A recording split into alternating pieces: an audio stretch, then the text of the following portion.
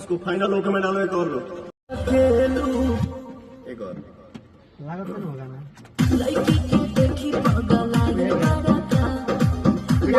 दोस्तों पियर फराक वाली सॉन्ग का लाइव रिकॉर्डिंग है स्टूडियो में। पूरी वीडियो देखेंगे आगे। उससे पहले आप चैनल पर नए हैं तो चैनल को सब्सक्राइब जरूर कर ले।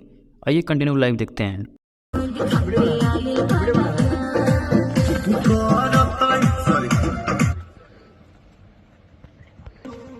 सुना दो एक बार ठीक।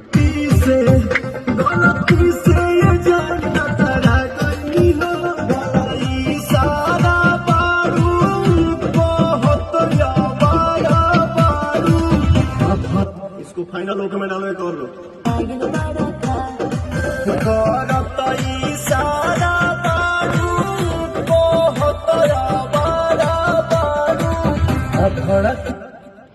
आया मस्त है मस्त।